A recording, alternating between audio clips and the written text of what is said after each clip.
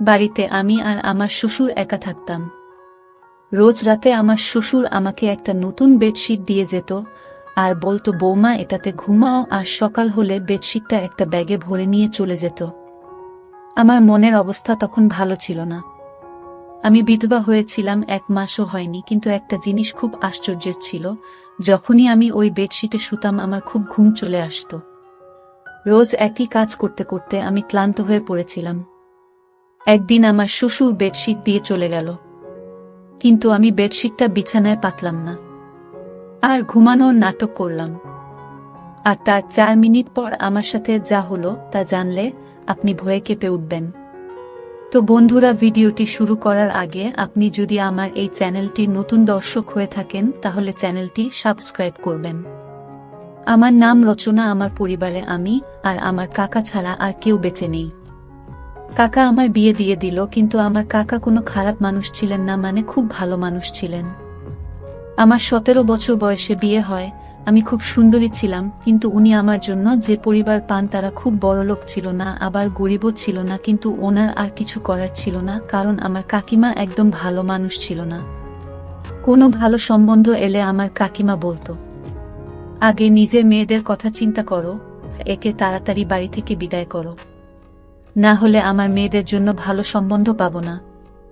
যারাই আসতো তারাই আমাকে পছন্দ করে নিত, কারণ আমি খুব সুন্দরী ছিলাম। আর আমার কাকার মেয়েরা মোটা আর কালো ছিল, কিন্তু তারা আমার সঙ্গে ভালো ব্যবহারই করত। সবকিছু ঠিক ছিল, খালি কখনো কখনো আমার কাকিমা রেগে যেত, কারণ সম্বন্ধ তার মেয়েদের জন্য আসত, কিন্তু তারা আমাকে পছন্দ করে চলে যেত। এমনও হতো যখন সম্বন্ধ আসত কাকিমা আমাকে লুকিয়ে দিত। তারপর কাকা অধৈর্য হয়ে আমাকে যেখানে পাঠানোর তাড়াতাড়ি পাঠিয়ে দিলেন। কোনো খোঁজ খবরও নিলেন না, বেশি কোনো প্রশ্ন করলেন না। যে বাড়িতে আমার বিয়ে হয়েছিল সেখানে কেউ ছিল না। আমার বর দেরাদুনে চাকরি করত, সেখান থেকে বাড়ি আসতে তার একদিন সময় লেগে যেত, তাই রোজ আসা যাওয়া করতে পারত না। প্রতি 4 মাস অন্তর 1 সপ্তাহের ছুটি নিয়ে আসত। আমি ভাবতাম, ঠিক আছে, বিদেশে তো আর থাকে না, না হলে বছরের পর বছর অপেক্ষা করতে হতো, তা ও আসতে পারত না। বাড়িতে আমার শ্বশুর ছাড়া কেউই ছিল না, কিন্তু আমার বর বলল, তোমার চিন্তা করার দরকার নেই। আমার বাবা খুব ভালো মানুষ, আর উনি সত্যিই খুব ভালো মানুষ ছিলেন, আর আমার খুব খেয়াল রাখতেন। দিয়ে 2 সপ্তাহ পর আমার বর আমাকে বলল আমাকে যেতে হবে।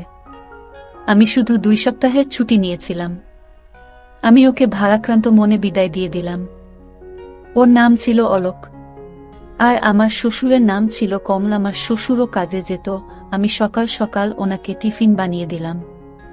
উনি কাজে চলে গেলেন। উনি আমাকে বললেন, ঘরের দরজা বন্ধ করে রাখো, কেউ এলে খুলবে না। যখন আমি ফিরে আসব তখন আগে জিজ্ঞেস করবে কে এসেছেন, আমি তোমাকে বলবো আমি এসেছি, তারপর তুমি দরজা খুলবে। উনি আমাকে খুব ভালোবাসতেন, মেয়ের মতন আমার বায়না আবদার মেটাতেন।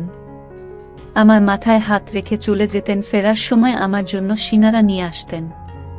আমি বললাম, এসবের কি দরকার ছিল? উনি বললেন, তোমার নতুন বিয়ে হয়েছে, তোমাকে একটু সেবা তো করতেই হবে। আর যদি আমার স্ত্রী বেঁচে থাকতো তাহলে তোমার মতো আমার একটা মেয়ে থাকতো, তাহলে ওর সাথে তোমার সময় কেটে যেত, কিন্তু উনি তো এই দুনিয়াতেই নেই। তখন আমি বললাম, কোনো ব্যাপার না, আপনি তো আছেন। এইভাবে উনি প্রতিদিন আমার জন্য কিছু না কিছু নিয়ে আসতেন। উনি এমন একটা জিনিস নিয়ে এলেন একদিন যেটা আমি কখনো ভাবিনি, আর তাতে আমি একটু অপ্রস্তুতে পড়ে গেলাম। আমার বর সিকিউরিটির কাজ করত, তাই সারাদিন তার ফোনে কথা বলার পারমিশন ছিল না। শুধু রাতে 5 মিনিটের জন্য আমাকে ফোন করত, কিন্তু সে এত ক্লান্ত থাকত যে কথা বলতে বলতেই ঘুমিয়ে যেত। এটা আবার মোটেই ভালো লাগতো না, কারণ আমি সারাদিন এই 5 মিনিটের জন্য অপেক্ষা করতাম। কিন্তু কি করব, ওর কোনো দোষ ছিল না। ওর সারাটা দিন রোদে গরমে দাঁড়িয়ে ডিউটি করত, তাই ক্লান্ত হয়ে যেত। ও বলে, অনেক বড় বিল্ডিং, কিন্তু এটা অনেক ভয়ঙ্কর জায়গা। এখানে এমন এমন জিনিস তৈরি হয় যেটাতে যে কোনো সময় আগুন লেগে যেতে পারে।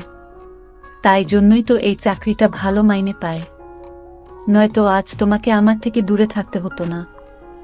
একদিন খুব খারাপ খবর এলো, আমার বর এই পৃথিবী ছেড়ে চলে গেছে। যে বিল্ডিংটার সামনে কাজ করত সেই বিল্ডিংটায় আগুন লেগে যায়। আর তাতে আমার বর মারা যায়, এটা আমার কাছে খুব বড় শক ছিল। আমি বিয়ের 2 মাস পরেই বিধবা হয়ে গেলাম। আমার কাকা আমাকে বলল ফিরে চল, কিন্তু কাকিমা চেঁচামেচি করল, বলল এ তো বিয়ের 2 মাস পরেই বিধবা হয়ে গেছে, এ একটা অপ্রিয়া, এর কালো ছায়া আমার মেয়েদের উপর পড়ে যাবে। এই যতদিন আমাদের বাড়িতে ছিল ততদিন কোনো কিছু ভালো হয়নি। যেদিন গেছে সেদিন আমাদের ঘরে একটু সুখ শান্তি এসেছে, আমি ওকে ঘরে ঢুকতে দেব না। বাধ্য হয়ে আমি সিদ্ধান্ত নিলাম আমি শ্বশুর বাড়িতেই থাকব। আমার কাকা বলল চিন্তা করিস না, আজকাল তো বিধবা ডিভোর্সি মেয়েদেরও বিয়ে হয়ে যায়, কাউকে না কাউকে পেয়ে যাবি। আমি তোর জন্য আবার ছেলে দেখব, কিন্তু আমি আর বিয়ে করতে চাই না, কারণ আমার বরের কথা আমার খুব মনে পড়ে। আমার শ্বশুর তাড়াতাড়ি কাছ থেকে বাড়ি ফিরে এলো, আর আমি দেখলাম উনি সাথে করে একটা সাদা রঙের বেডশিট নিয়ে এসেছেন। বললেন বৌমা, এটা বিছানায় পেতে এসো।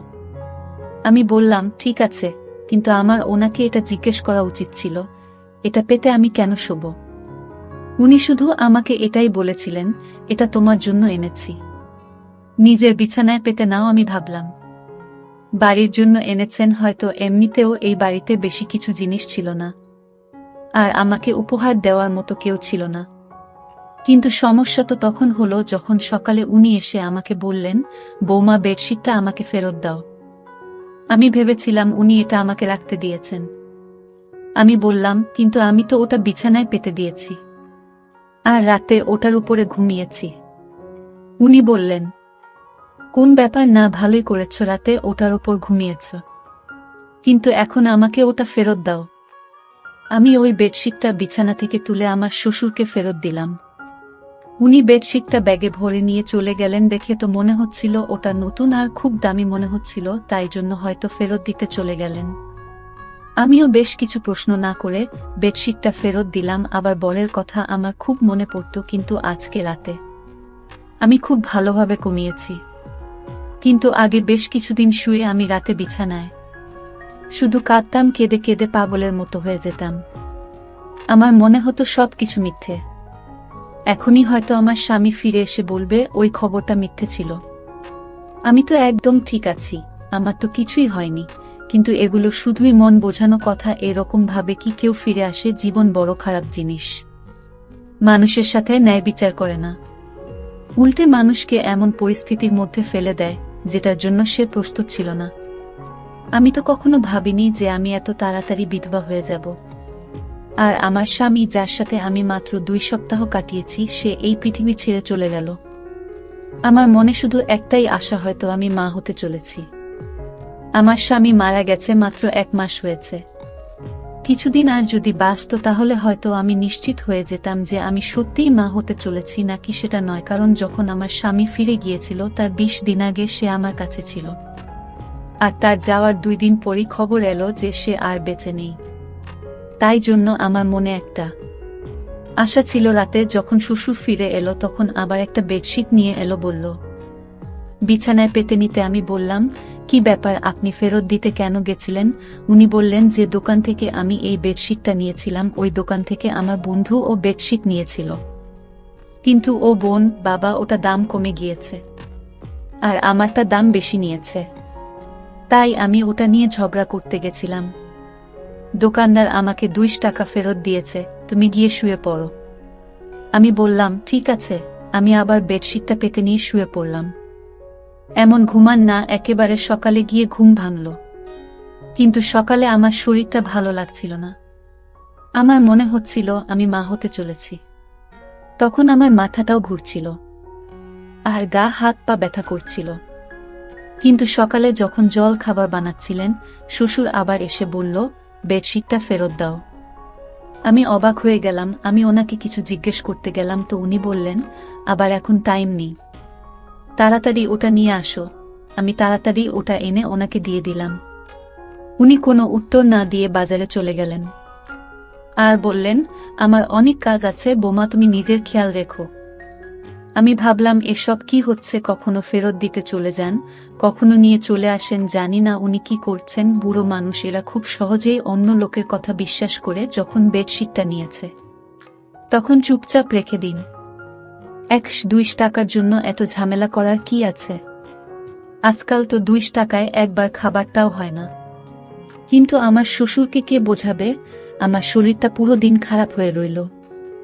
আমি মনে মনে খুশি হলাম যে আমি মা হতে চলেছি। আমি এই জন্য খুশি হয়েছিলাম যে আমার স্বামীর কিছু না কিছু চিহ্ন তো আমার কাছে থাকবে। আমি ভেবে নিয়েছিলাম যে যদি ছেলে হয় তাহলে আমি তার নাম আমার স্বামীর নামে রাখব। এই ভেবে অলোক আমার জীবনে আবার ফিরে আসবে। কেউ তো আমার নিজের হবে, না হলে তো আমার জীবনে নিজের বলে কেউ নেই। একমাত্র স্বামী ছিল সে, ও এই পৃথিবী ছেড়ে চলে গেল। আমার শ্বশুর তো রুটিন বানিয়ে ফেলেছিল। উনি রাতে আমাকে পেয়েছি দিতেন, আবার সকালে ফেরত চেয়ে নিতেন, আর আমি এমন ঘুমিয়ে পড়তাম যে আবার কোনো হুঁশ থাকতো না। আমি কোথাও শুনেছিলাম যে যখন মহিলারা হয় তখন তার খুব ঘুম পায়। তাই জন্য আমি অন্য কিছু না ভেবে এই সব নিয়েই বলেছিলাম। কিন্তু 1 সপ্তাহ পর আমার এই আশাটা ভেঙে গেল। আমার মন খুব খারাপ হলো। আমি গর্ভবতী ছিলাম না, আমার স্বামীর কোনো চিহ্ন আমার কাছে রইল না। আমার খুব বেশি আফসোস লাগছিল, খুব কাছে ছিলাম।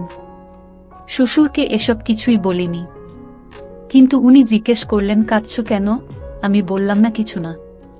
কিন্তু আবার আমি চিন্তা করতে লাগলাম, যদি আমি গর্ভবতী হব তাহলে আমার এত কেন ঘুম পায়, আমার শরীর এত ব্যথা হয় কেন? আমি তো ভাবছিলাম এসব কিছু গর্ভবতী হওয়ার জন্য হচ্ছে, তাহলে আমার শরীর এত খারাপই বা ছিল কেন? কিন্তু এখন কাকে বলবো? আমাকে ডাক্তারের কাছে নিয়ে চলো। শ্বশুরকে বলতে কেমন অস্বস্তি হচ্ছে। কাকে বলবো? তো কাকা কি ভাববে? যদি আমার স্বামী বেঁচে থাকতো তো ওর সাথে চলে যেতাম। কিন্তু ধীরে ধীরে যন্ত্রণা বাড়তে লাগলো। রাতে খুব গভীরভাবে ঘুমিয়ে যেতাম, বুঝতে পারতাম না কখন ঘুমিয়েছি আর কখন জেগে আছি। আর এদিন এক দৃশ্য দেখে আমি তো অবাক হয়ে গেলাম। দেখলাম আমার শ্বশুর নিজেই বেডশিটটা ধরছে। আমি অবাক হলাম এটা ভেবে যে ইনি চাদরটা ধরছেন কেন? উনি কি মনে করেন যে আমি চাদরটা নোংরা করে ফেলেছি? তাই যদি মনে করে তাহলে আমাকে বললেই পারতেন, আমি নিজে ধুয়ে দিতাম। কিন্তু তিনি চাদরটা নিয়ে কি কাজ করছেন? এটা আমার ঘরে ছিল।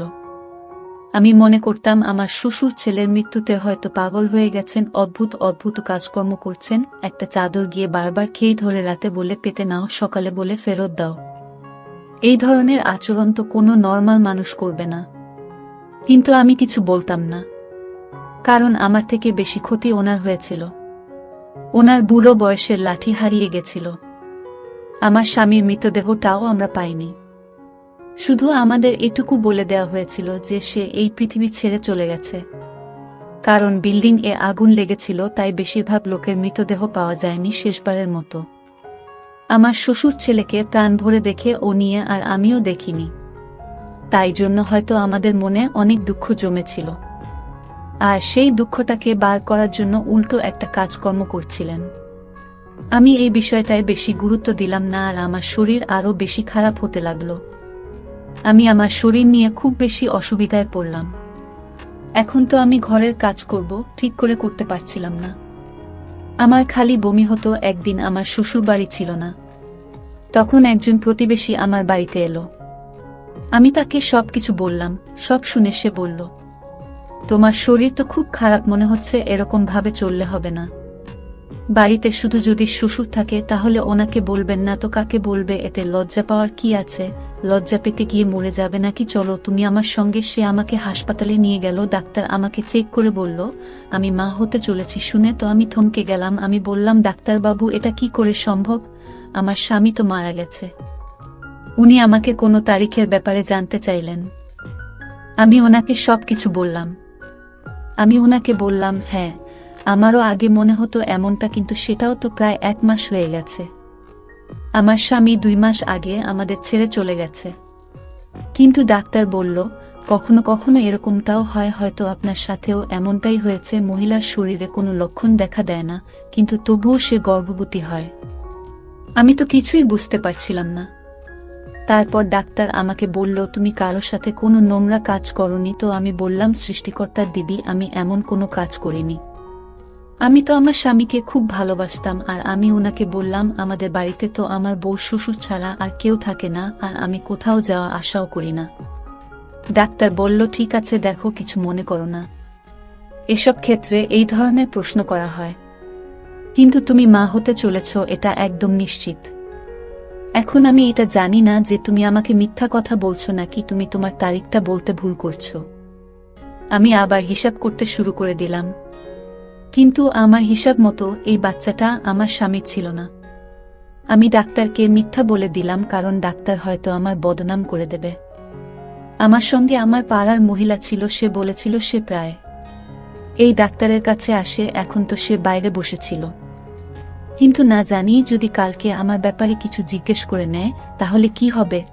আমি বললাম, আপনি ঠিক বলেছেন, আমি তারিখ গুনতে ভুল করেছি। ডাক্তার আমাকে কিছু ওষুধ লিখে দিলেন আর বললেন, আপনার শরীর একটু বেশি খারাপ অবস্থায় আছে, আপনার নিজের প্রতি অনেক যত্ন নিতে হবে। কিন্তু আমি এটা ভেবে পাচ্ছিলাম না যে বাচ্চাটা কার। যখন থেকে আমার স্বামী মারা গেছে তখন থেকে আমার সাথে এসব কি হচ্ছে। একটা অদ্ভুত ঘটনা আমার সাথে ঘটেছিল, যেটার সাথে আমার শ্বশুর জড়িত ছিল। এটা তো ছিল চাদরের ব্যাপারটা, আর একটা ছিল আমার অজ্ঞান হয়ে যাওয়ার মতো ঘুম পাওয়া। আমি তো খুব চিন্তিত থাকতাম, আমার মনে এতগুলো দুঃখ ভরেছিল, তবু আমি এত নিশ্চিন্তে কি করে ঘুমাতাম। মানুষের পরীক্ষা থাকলেও সে নিশ্চিন্তে ঘুমোতে পারে না। আমার তো জীবন সাথী এই জীবন থেকে চলে গেছিল, আর আমি এরকম নিশ্চিন্তে কি করে ঘুমাতে পারি। কিছু না কিছু গড়বড় নিশ্চয়ই আছে, এটার খোঁজ এবার আমাকেই করতে হবে। এবার আমি ভেবে নিয়েছিলাম যে আমাকে কি করতে হবে, যেটা আমি করছি না, আর সেটা আমার করা উচিত ছিল না। অর্থাৎ একদিনের জন্য আমার রুটিনটা বদলাতে হবে। আর আমার রুটিনটা বদলে ফেললাম, আমি রাতের খাবার খেলাম না। কি জানি, হয়তো আমার খাবারের সঙ্গে কিছু মিশিয়ে দেওয়া হচ্ছে। আমি এটা ভেবে পাচ্ছিলাম না এসব করবে। আমার শ্বশুর আমাকে আবার ওই একই বেডশিট এনে দিল। এখন তো বেডশিটটা অনেক পুরনো হয়ে গিয়েছিল, তাও আমার শ্বশুর ওটাকে এমনভাবে ব্যাগে ভরে আনতো যেন নতুন। জানি না ওটাকে নিজের সাথে নিয়েই ঘুরে কেন। আমি বললাম, ঠিক আছে, আমি ওটা পেতে শুয়ে পড়ব। কিন্তু আজ আমি বেডশিটটা না পেতেই বিছানায় শুয়ে পড়লাম। কিন্তু আমি আশ্চর্য হলাম, আজ আমার ঘুম আসছিল না। আমি বুঝতে পারছিলাম না তাহলে কি আমার ঘুমের সাথে এই বেডশিটের কোনো সম্পর্ক ছিল। এসব কি হচ্ছিল আমার সাথে? আমার তো মোটে ঘুম আসছিল না। দেখতে দেখতে রাত একটা বেজে গেল, বাইরে কোনো আওয়াজ নেই। কিছুক্ষণ পর একটা আওয়াজ এলো।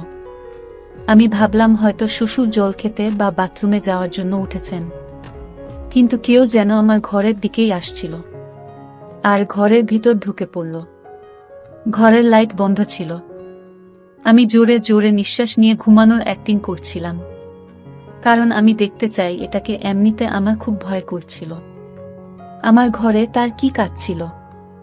কিন্তু কিছুক্ষণ পর যখন সেই ব্যক্তি আমার পাশে এসে শুয়ে পড়ল আর আমাকে জড়িয়ে ধরল, তখন আমি চিৎকার চেঁচামেচি করতে শুরু করে দিলাম। তারপর লাইট জ্বেলে দেখতেই আমি চমকে গেলাম, কারণ সেই ব্যক্তি অন্য কেউ নয়, বরং আমার শ্বশুর ছিল। ওই চাদরটার দিকে দেখলেন আর রেগে গিয়ে আমাকে বলেন, আজকে চাদরটা পাতনি কেন? আমি আরো চমকে গেলাম, কিভাবে কথা বলছে আমার শ্বশুর আমার সাথে। আমি চিৎকার করছিলাম। উনি বললেন, নোংরা মহিলা একটা, চেঁচাচ্ছিস কেন? আমি পুরোপুরি ঘাবড়ে গেছিলাম। আমি বললাম, আপনি এসব কি করছেন? আমার শ্বশুর ঘাবড়ে গেল। আমি আরো জোরে জোরে চিৎকার করা শুরু করে দিলাম। পাড়ার লোকজন সবাই এসে আমাদের দরজা খটখট করতে শুরু করে দিল। সব কি হচ্ছে? সেই মহিলারা আর তার স্বামী বাড়ির ভেতরে ঢুকে পড়ল, যার সাথে আমার একটু বন্ধুত্ব হয়েছিল। আমি ওদের চিৎকার করে শুধু এটুকু বললাম, পুলিশকে ডাকো, ইনি আমার ইজ্জতের উপর হামলা করেছেন। ওরা তো হকচকিয়ে গেল। সারা পাড়ার লোক জড়ো হয়ে গিয়েছিল। পাড়ার লোকেরা সবসময় বিরক্ত থাকত। তারা চোর বা এই ধরনের অপরাধী পেলে তাকে মেরে মেরে তার উপর সব রাগ উগরে দিত। আমার শ্বশুরকেও ওরা ঘিরে ফেলেছিল। তারা বলেছিল, এই পাড়ায় সবাই ভদ্রলোক থাকে, আপনি আপনার বৌমার সাথে এসব কি করছেন? তাছাড়া আমি ওই মহিলাকে আগেই বলেছিলাম আমি মা হতে চলেছি, আর আমি জানি না এই বাচ্চাটাকে। আর আমার শ্বশুর এবার মুখ খুললেন। উনি বললেন, উনি চাদরে ঘুমের ওষুধ মিশিয়ে নিয়ে আসতেন। যখন ওষুধটা আমার নিঃশ্বাসে যেত তখন আমি অজ্ঞান হয়ে যেতাম।